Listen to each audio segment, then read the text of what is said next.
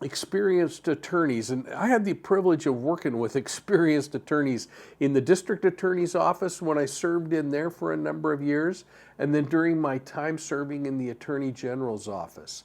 Experienced attorneys not only understand the law, they also understand how to read the courtroom.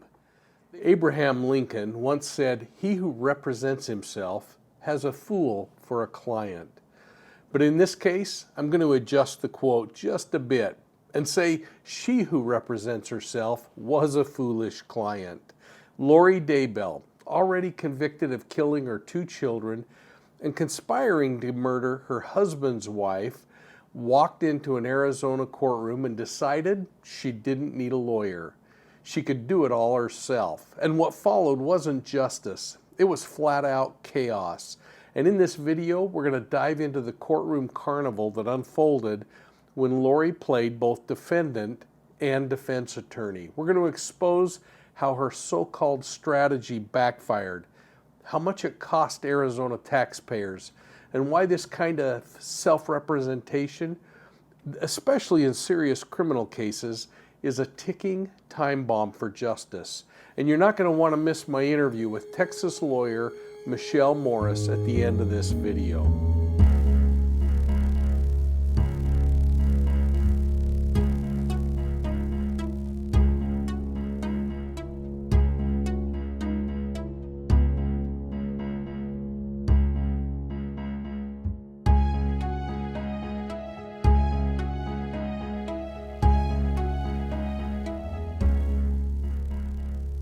Well, hey everybody, welcome to Profiling Evil. I'm coming to you my last night in the San Antonio area.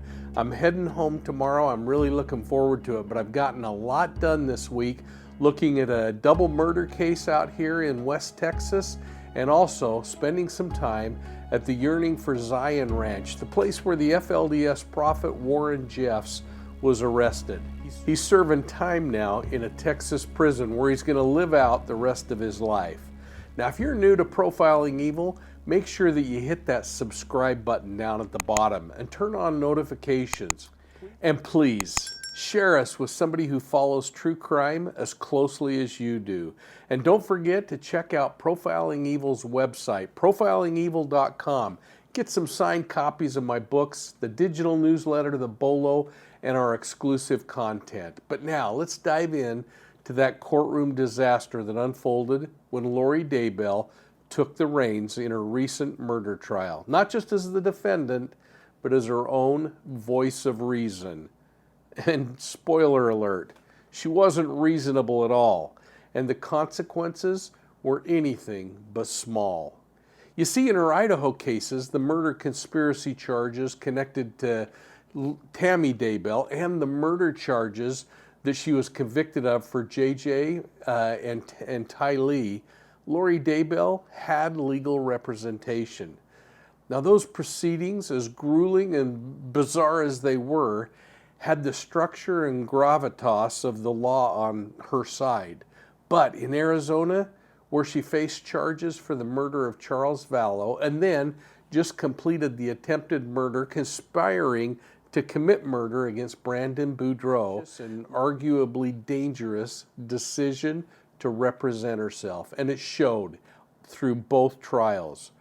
Her performance in the Arizona courtroom wasn't just ineffective, it was unsettling. She offered disjointed cross-examinations when she even cross-examined, frequently objecting without legal grounds, and tried to cloak the proceedings in a vague spiritual justification episode. Her self-representation didn't illuminate truth, it blurred it even worse. And the cost was staggering. Her housing alone in Arizona's jail system is costing Arizona taxpayers somewhere between $85,000 and a little north of $100,000 just to house her. Now, that doesn't include additional expenses like transportation to and from court. Remember those 4 a.m. meetings, additional courtroom security, especially given the high-profile nature of this case, and the cost of standby counsel, who had to be present to assist or step in whenever asked or needed. The sheer administrative weight of managing a defendant who didn't follow courtroom norms was astronomical. And that's not even touching the cost of post-conviction appeals and the prolonged trauma to this is going to bring to victims' families, who were once again forced to sit through a show rather than a structured legal defense. So let's be clear. The odds are flat out stacked against pro se litigants. Pro se, they're defending themselves. In fact, a comprehensive study that spanned nearly 2 decades in federal district courts found that only 12% of people who self-represent and a mere 3% of pro se plaintiffs ever won their cases. Now, when both parties had lawyers, the rates kind of became a little more evenly split. So why, with such devastating statistics, does the system continue to allow people to defend themselves, especially on major criminal cases? Now, some people argue it's all about rights. But what about the rights of the victims? In cases like the Daybell case, the courtroom becomes a platform, not for justice, but for a spectacle. Legal jargon gets butchered, court procedures get derailed, and the victims' families are subjected to a theatrical sideshow where the lead performer doesn't know the script, or worse, rewrites it with delusions of divine purpose. You see, the courtroom isn't just a place for facts. It's a battleground for truth, for the law, and in the best case scenario, for justice. But when a defendant like Lori Daybell enters the battlefield without armor, no legal education, no courtroom experience, no objective understanding of the rules of evidence, what follows isn't justice. It's theater. And didn't we predict from the beginning that this was going to be one play or one act plays after another? And here's the rub.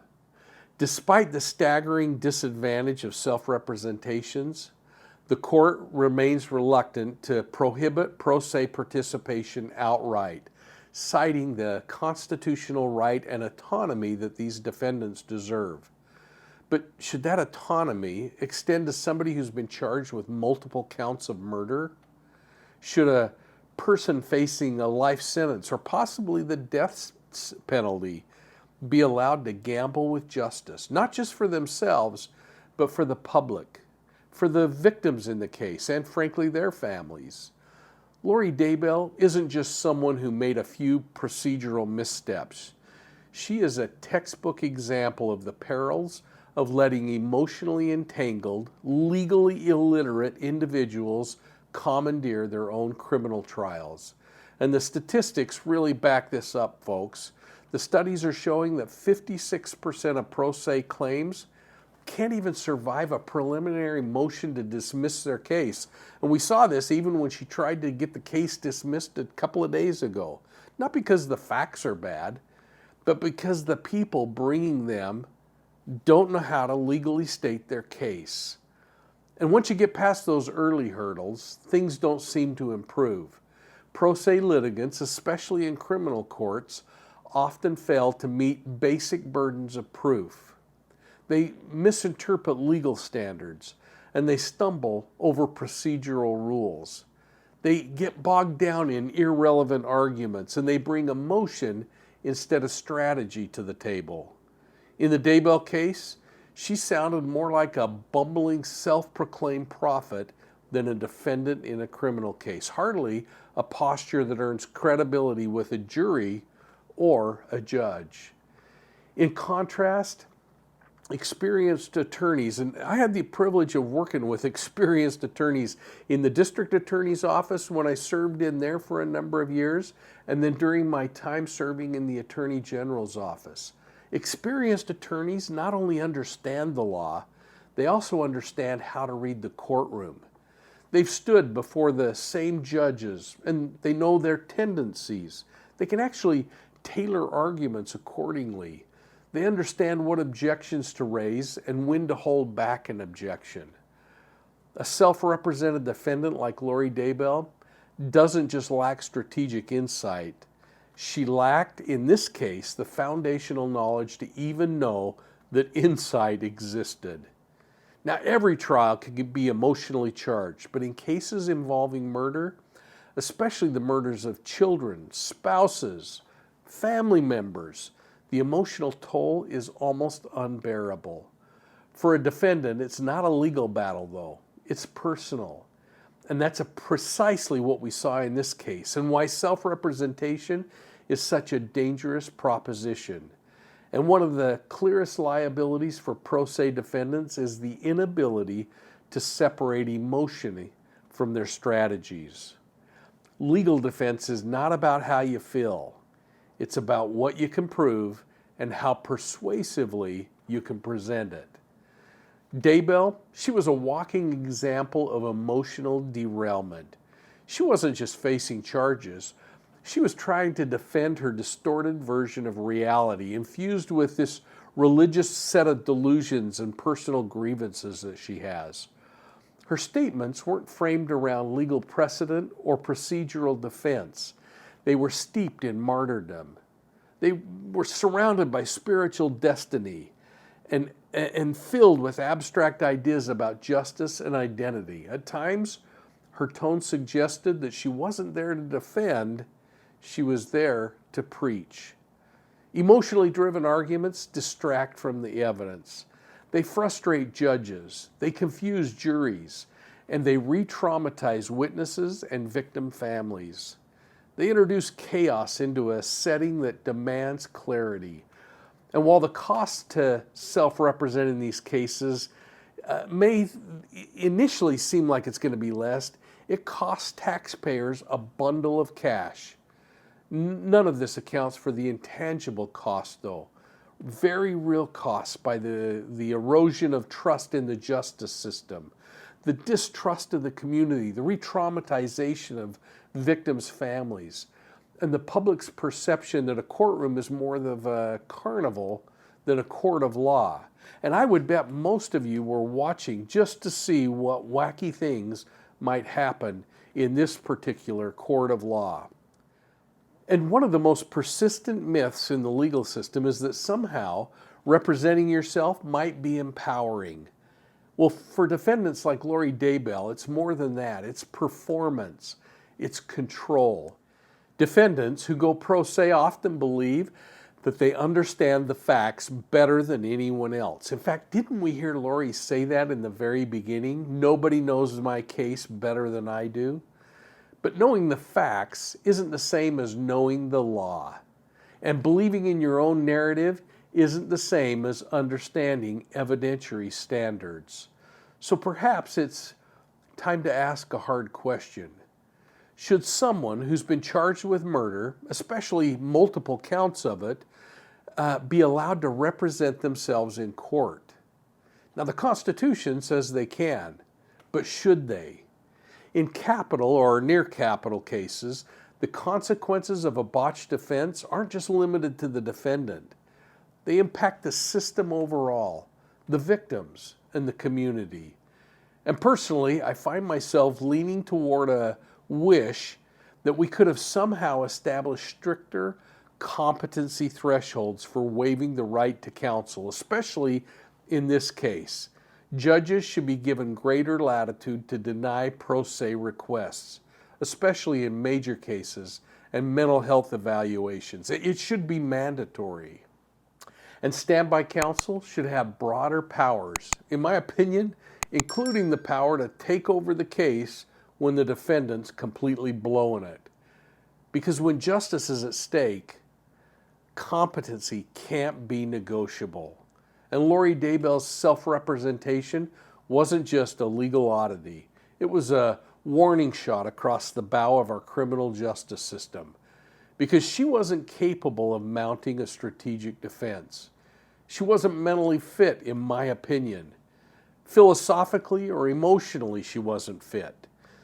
And she wasn't fit to evaluate her own legal performance. Yet, she was allowed to speak for herself in a case involving attempted murder, premeditated homicide, family obliteration.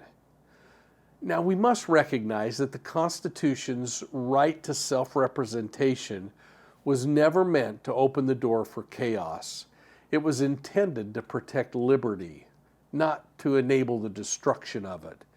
Because justice is not a stage, and victims deserve better than watching their intended killer playing lawyer on opening night. But you know what? I wanted a much more informed voice than mine to weigh in on this question. So I took advantage of meeting my friend Michelle Morris for lunch in West Texas today. She's the daughter of a Texas Ranger, and she's also a 30-year lawyer. She's been in the criminal system and now in the civil system. So let's listen in on our conversation, including her response to 6 questions that have been weighing heavily on my mind. Well, hey folks, Mike from Profiling Evil. I'm here with Michelle Morris.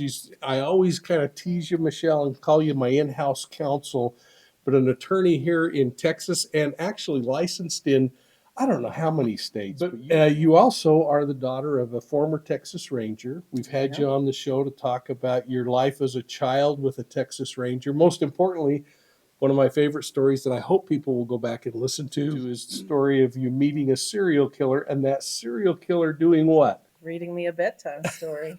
I mean, how many people can say that? Not very. You know, I'm out here in Texas. I called you to get a little help on getting out to El Dorado to go to the Yearning for Zion Ranch where Warren Jeffs was arrested.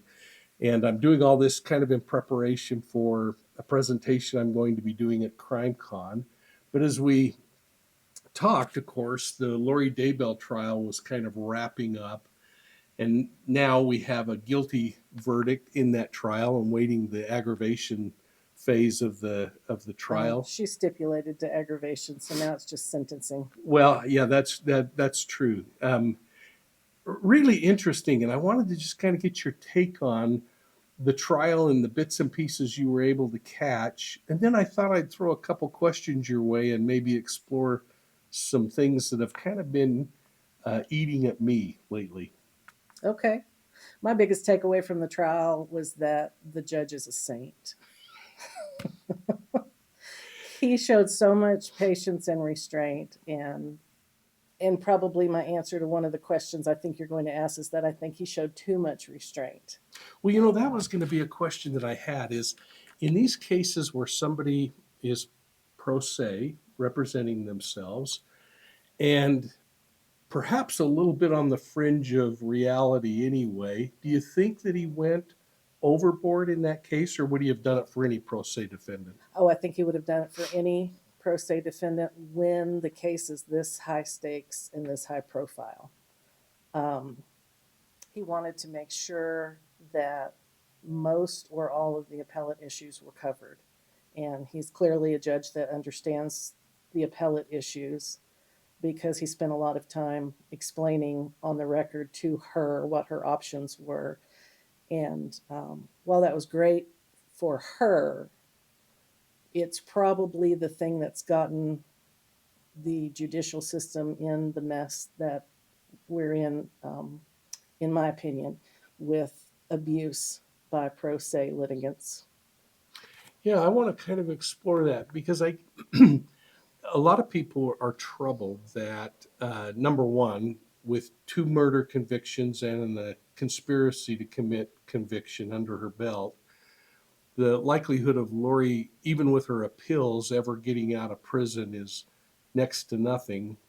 But a lot of people are kind of frustrated that the money was spent to bring her, extradite her down to Arizona, and then put on not only one trial for another conspiracy to commit, but a second trial for conspiracy to commit.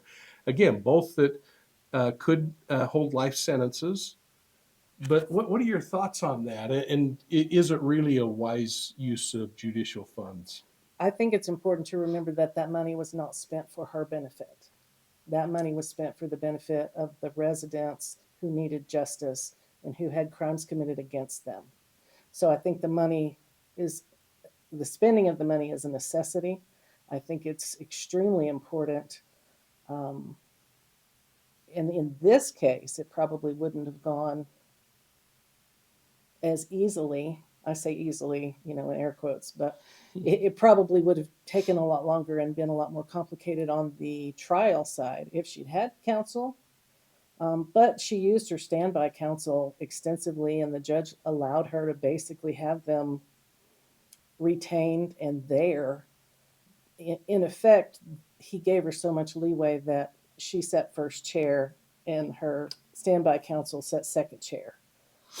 You know, so that to me, there are a couple of things I found interesting. Number one, just doing the simple math of what it costs to house an inmate in Maricopa County, the transportation of getting her from Idaho to Maricopa, and now back. And if she's here another 30 days, the expense of just bringing her to Arizona is going to exceed $100,000 anyway.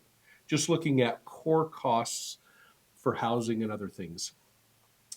But I have no idea how you figure out on an indigent defendant can't pay anything, how all of that legal staff that was supporting her is paid. Maybe you could give us some It's all ideas on paid by the taxpayers because as a pro se defendant, the state and or county has tax funds that they use to provide counsel to criminal defendants that can't afford counsel. So the taxpayers paid for it, but they did it not for her benefit, in my opinion. They did it for the benefit of the two main victims and their families.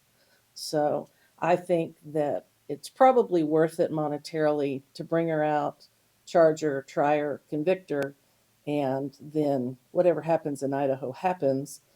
Arizona may or may not ever get a chance at her for the punishment they're going to dole out, but those victims have had their day in court, and I think that that's worth the tax money. But I do think that there are a few ways that that burden could be lessened, decreased, when you talk about the trial system, trial strategy, and people representing themselves.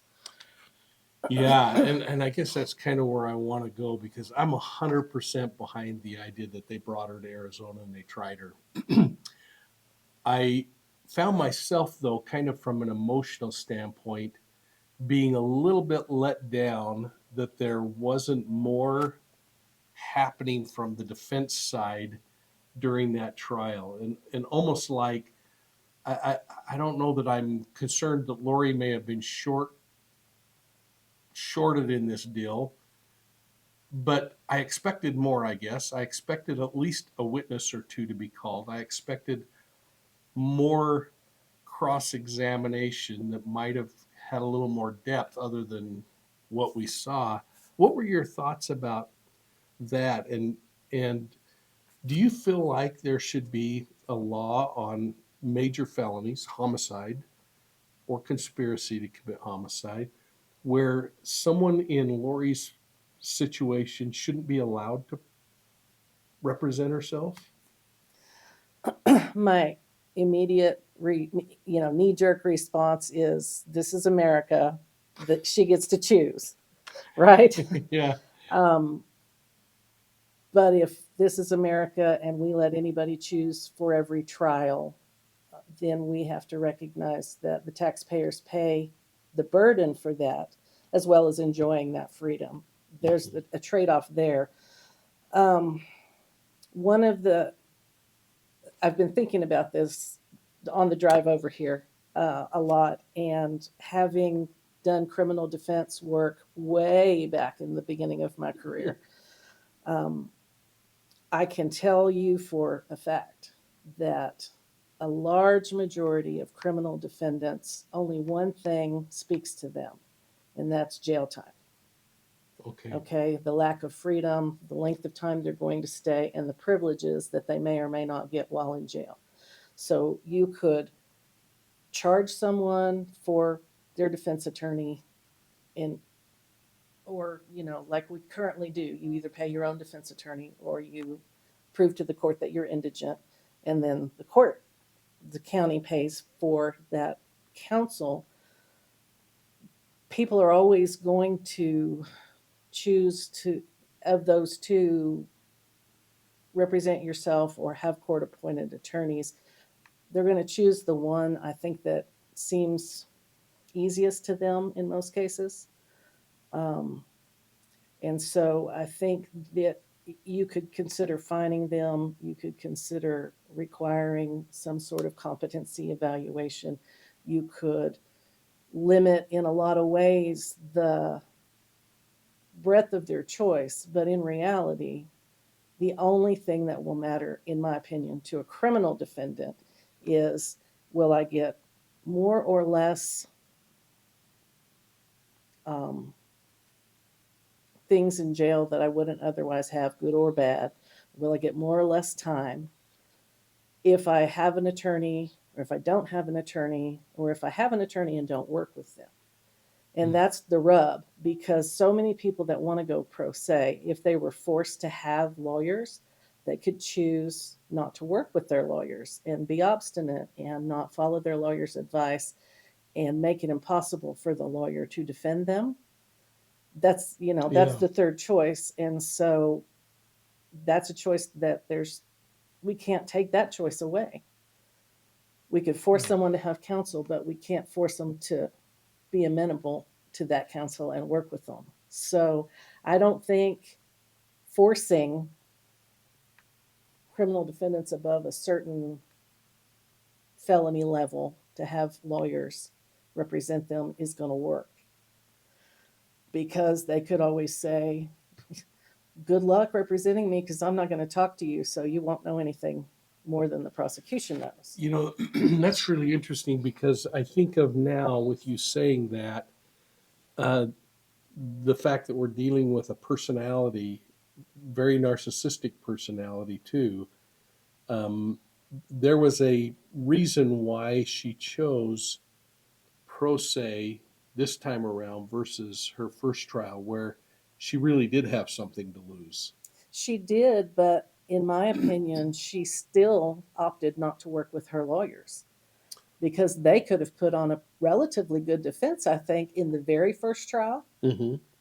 They didn't have anything to work with because she wouldn't tell them anything. At least that's what it looked like to me from the outside. Really interesting. I have a hard time believing that those two gentlemen that represented her in the first trial were such horrible trial attorneys that they would sit there and let a lot of the things happen that happened if she had not had a leash on them as the client, saying, I don't want you to object. I don't want you to blame my husband. I don't want you to point the finger. I forbid you from doing this, that, or other. And that's the client's option. Yeah. Do you think in the last two trials, I got the sense that the prosecutor was taking the high road in a lot of opportunities when she could have allowed Lori Daybell to set herself up to be exposed really brutally in Yeah. that courtroom? What was your sense of that? Yes, 100%. If there were times when I thought, okay, the prosecutor's got the judges back here, because she could have sat there with her mouth shut and let Lori step off in it even after the judge had warned her. Mm-hmm. And then she could have just unleashed a lot of the prior bad acts and that sort of thing. Yeah.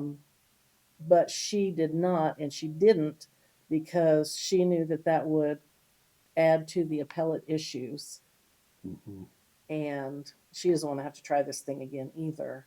But it all eventually falls back onto the judge, and whether the judge gets reversed, and there has to be a new trial. So that lawyer inside of you, were you listening to any parts and pieces of this where you thought appealable, appealable, appealable? Yes. Yeah. And in almost every single case in the last two trials with this Arizona judge, I think he put on the record his reasoning, his warnings to her, and made those issues basically go away. Yeah. Now, the fact of the matter is, the state's also going to pay for appellate counsel for her. That's one thing that criminal defendants have no option about, because you can't pro se in the appellate court for real. I mean, people try, but they never get past the first Okay, that's appeal interesting. I level. didn't know that. In every criminal case, the court appoints appellate counsel. Well, let me say every capital case. So Okay.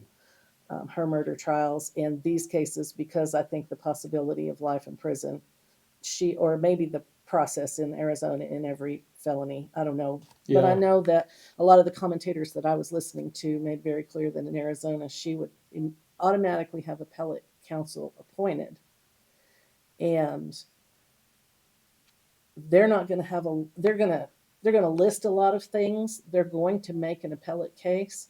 But when the appellate court gets the prosecution's response to the appeal documents, it's going to say the judge gave this warning in court, the judge explained this in court, the judge made very clear that this would be the result of Lori Vallow making this choice, and the appellate court, I think, is going to say no, no error, no.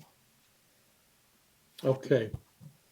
So I've crafted 6 questions that I want to ask you. Okay. And we're sitting actually in the jury room in the Reagan County Courthouse. And we haven't practiced this. We people. have not practiced. I don't know what he's fixing to say. And thankfully, the county judge was kind enough to just say, "Absolutely, come on up." What a great guy! So I'm gonna go into those questions. Okay. Okay, so here we go, counselor. Okay. Question number 1: why does the justice system still allow people charged with murder to represent themselves, even when the stakes of life in prison or, in some cases, death hang in the balance? Because this country was founded on self-government. And in my opinion, people choose life or death every day. In everything we do, as Americans, we're allowed to choose an occupation that's dangerous or choose one that's safe. We're allowed to get in trouble where we could get killed or walk away. We're allowed to take ourselves to court and risk the death penalty on our own if that's what we choose. And should we be allowed when, I mean, I understand the Constitution, but I also understand the responsibility of the court to try to give someone the fairest trial possible. And if your brain isn't capable of putting on a defense, is that fair, or maybe not even a fair question to ask? I don't know. It's a hard thing because I think, after having thought about this quite some time, I think that if the courts really enforced the rule that says a pro se litigant has to know the rules and procedures of the court as well as the lawyers do, that they're held to the same standard as a lawyer if they're going to go to trial, it wouldn't take very long for the community at large to go, I don't know enough about how to do this. I have to have a lawyer. But as long as we keep making it easy on the people who think they're good enough, we're going to always have narcissists that come along and know that they're so much smarter than any lawyer could be. It doesn't matter that someone studied the rules. Well, and I guess we see this year in Las Vegas, or maybe it was the end of last year, Robert Tellis um, defends himself, loses. You go back into history of Ted Bundy, who at least had a couple of years of law school, Yep. and defends himself and is just so narcissistic and off base that he's proposing to witnesses on the witness stand. I mean, I don't know. So that's really interesting. Okay, question number 2: do you believe the current competency standards for waiving counsel is strong enough, or should it be reevaluated in serious criminal cases? Also, a very hard question. Thank you. I think that mental health is still so far from being an exact science that I'm not sure we can do a lot better in the arena of litigation. I'm not sure we can do any better than we already do. Mm-hmm. Um, I think that we have a lot of improvement and a long way to go for law enforcement in the field. That's where I see the mental health issue being the biggest issue. But in the litigation arena, because you can almost always find competent, legitimate, good mental health professionals that will say the opposite about a person. I, I don't think we're there at a place where we can perfect that science to make it a lot stronger than what we have now as far as choosing pro se or not. What a difficult thing. Okay, number 3. In your experience, how often does self-representation in serious criminal trials help or hurt the defendant? Oh, I think it always hurts the defendant just because there's no way even a defendant who's a lawyer can do what needs to be done to properly represent themselves in the court of law. I mean, I'm a lawyer, I've been a lawyer for 30 years. I write contracts for a living. I can write a contract that you can carry with you to court, and the judge will tell you, or the jury will tell you, it's a good contract, it needs to be enforced the way it's written. I would never pretend to represent myself, even on a contract issue in court, because the procedures are so incredibly difficult to understand in a lot of cases.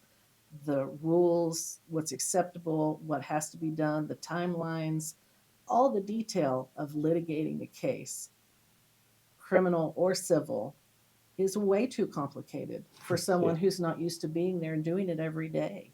I just think that it's a choice we have, but it's a silly choice to make to represent ourselves. Okay, so when you're blazing back to West Texas this afternoon and you get pulled over for speeding, are you going to represent yourself? No, I'm probably going to pay the ticket. I'm with you. I'm with you. All right, number 4. What are some of the hidden burdens that pro se defendants place on the legal system, either financially or procedurally? I think that having watched this Lori Daybell, Vallow, whatever her name is, trial, um, I think the most hidden and overlooked cost is to the prison system.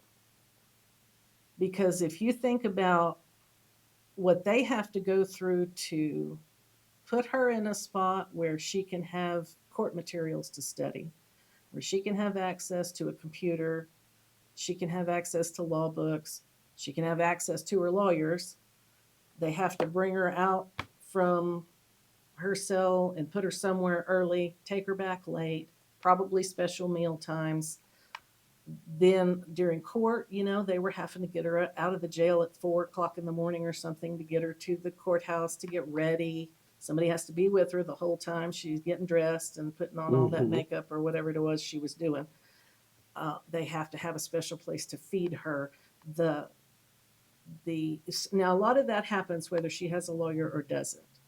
But the extra things that the prisons have to go through when someone represents themselves, I think is the first and foremost overlooked expense. And I think it's incredibly much more expensive than we can imagine. And then to the legal system itself, the strain on the judge of having to, there's well settled law in the country that if someone's pro se, they get a lot of leeway, which I think that's where our first problem starts with the strain on the system from people who represent themselves. They shouldn't get leeway. They should get the same standards. Then they could make an informed decision about whether they should have a lawyer or not. But the judge has to give them the leeway under current law. The judge has to try to help them explain or try to explain to them law that he shouldn't be having to do. Okay. Takes extra time.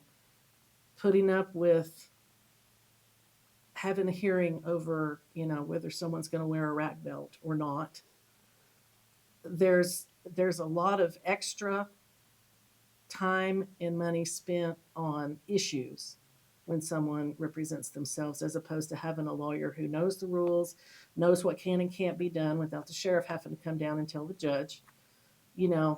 The strain on the system is immense, and there's got to be some strain on the jurors of watching somebody flail And you, I've never been a juror, though I've tried and tried and tried. They won't pick me. But I can Me neither. imagine that watching a layperson try to act like a lawyer has got to be painful in some respect. Do you feel sorry for them? Do you get mad at them? Do you flesh all of that and just listen to the evidence? You know, that's a lot of extra strain on the jury, in my opinion. But Yeah, that's interesting. Okay, so number 5, do you think cases like Lori Daybell's could be used to push for reform? And if so, what would meaningful reform look like? I think Lori Daybell's case is probably not the one I would choose if I was going to choose what we've had in the last 2 or 3 years. In my opinion, the Darrell Brooks case would be the one Wow, yeah. There's a because guy who actually got shoved into another room the during. judge had to take extreme measures to accommodate his choice to represent himself. There's no Mhm. question he would not have worked with counsel if he was forced to have a counsel. There's really, I mean, I guess you have to be a little bit or a lot off to do the things he's convicted of having done, but there wasn't an allegation of incompetence with regard to him. I think that if somebody in the state where he was would take the time and really scientifically compile all the extra costs in money, manpower, that kind of stuff, and put it on paper for legislators to look at, that would be the one that I think they could really make a Really case good out of example. from most recent cases that are televised that a lot of people know about. That's a really good example. Really good. Okay, so number 6. Can and will Lori Daybell now become a jailhouse lawyer in the prison system of her landing? I think so, yeah. I think Yeah. 100% she wants to be some kind of an authority to somebody somewhere. Yeah. And yeah, I think that I've heard the rumor that she's already teaching aerobics classes or something. And she will definitely avail her incredible wisdom to anybody that will listen. I mean, she's already said she's fighting for the Arizona women. Yeah.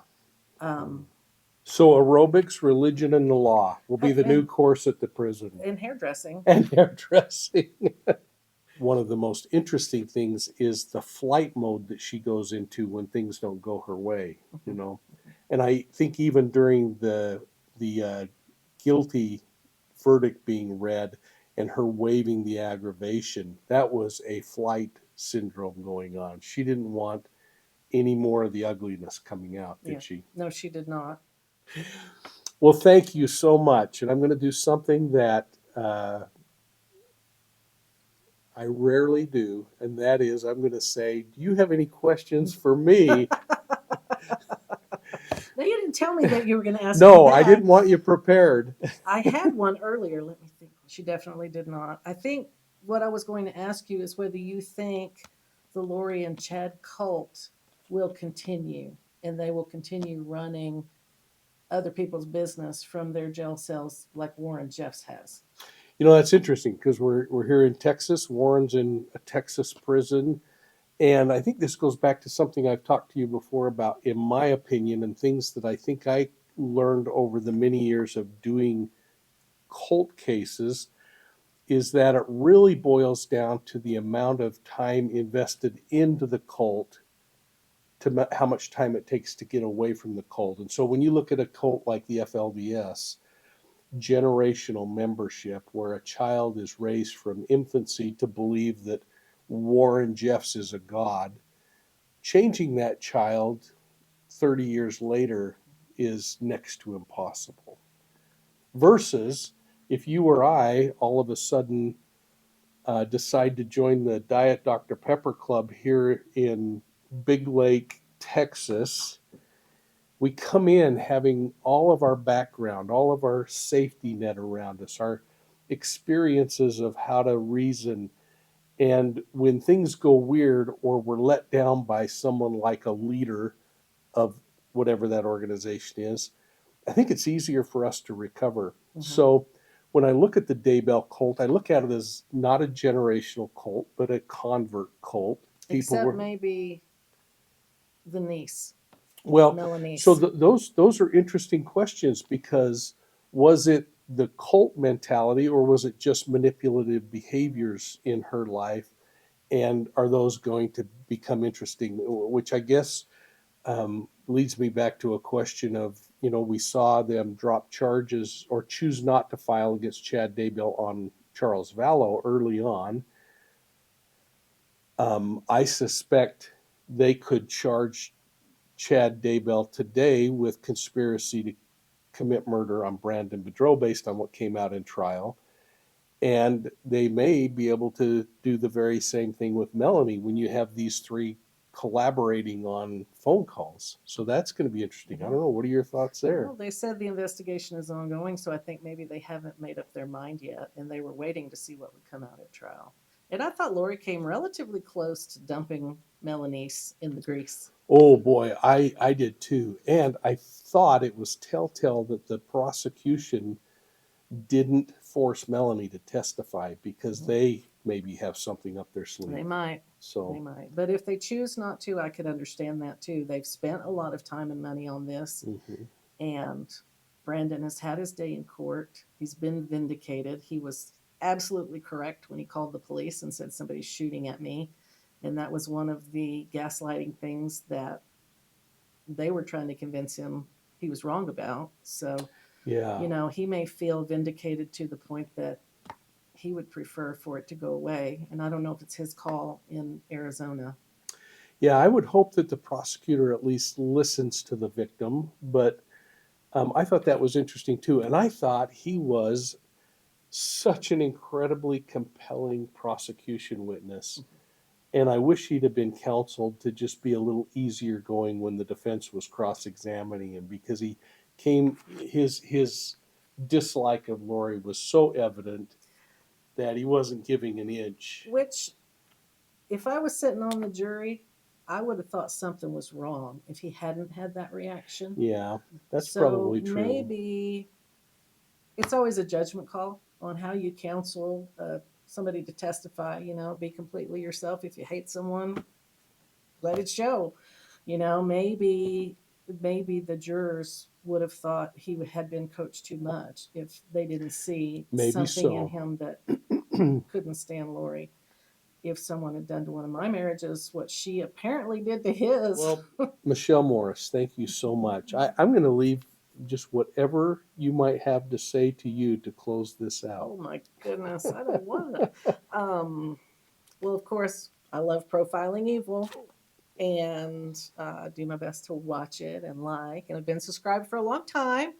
So I appreciate what you do and taking the time out of all your travels and all the things you do to talk to people like me who don't have the ability to get out there and do it ourselves because, we're busy with other things. But I really appreciate it. And I know that you could have gone on a lot of the trips you've taken lately and not worried about the people back home, but you do. And so I appreciate that. And, well, I really want to thank Michelle Morris for taking time to do this. I'd also like to thank that judge who allowed us to use the room in the county courthouse for this interview.